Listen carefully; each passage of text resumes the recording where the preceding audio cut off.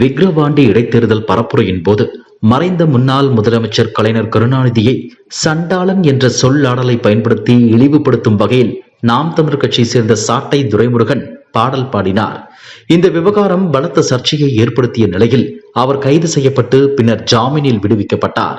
இதையடுத்து தமிழ்நாடு SC/ST ஆணையம் வெளியிட்டுள்ள செய்திக்குறிப்பில், சண்டாளன் என்ற சொல்லை அரசியல் மேடைகளில் இழிவுபடுத்தும் நோக்கத்திலோ நகைச்சுவையாகவோ பயன்படுத்தக்கூடாது, மீறினால் வன்கொடுமை தடுப்பு சட்டத்தின் கீழ் வழக்கு பதிவு செய்ய வேண்டும் என தமிழக அரசுக்கு பரிந்துரை செய்தது.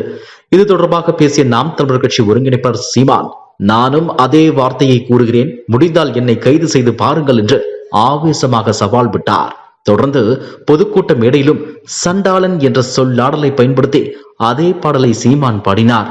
இதற்கு அமைச்சர் கீதா ஜீவன் உள்ளிட்ட பலர் சீமானுக்கு எதிராக கடும் கண்டனம் தெரிவித்தனர். சீமான் மீது பட்டாபிராம் காவல் நிலையத்தில் புகார் அளித்த திமுக நிர்வாகி அஜேஷ் இது தொடர்பாக எந்த நடவடிக்கையும் எடுக்கப்படவில்லை என்று கூறி மாநில SC/ST ஆணையத்தில் புகார் அளித்தார். இதையடுத்து சீமான் மீது உடனடியாக வழக்கு பதிவு செய்து நடவடிக்கை எடுக்க ஆவடி காவல் ஆணையரகத்திற்கு உட்பட்ட பட்டாபிராம் காவல் நிலையத்திற்கு SC/ST ஆணையம் இன்று உத்தரவு பிறப்பித்துள்ளது. இதனால் சீமான் விரைவில் கைது செய்யப்படலாம் என்று கூறப்படுகிறது. இதுபோன்ற செய்திகளை மேலும் தெரிந்து கொள்ள எங்களது YouTube, Facebook மற்றும் Twitter ஆப்களை சப்ஸ்கிரைப் செய்யவும்.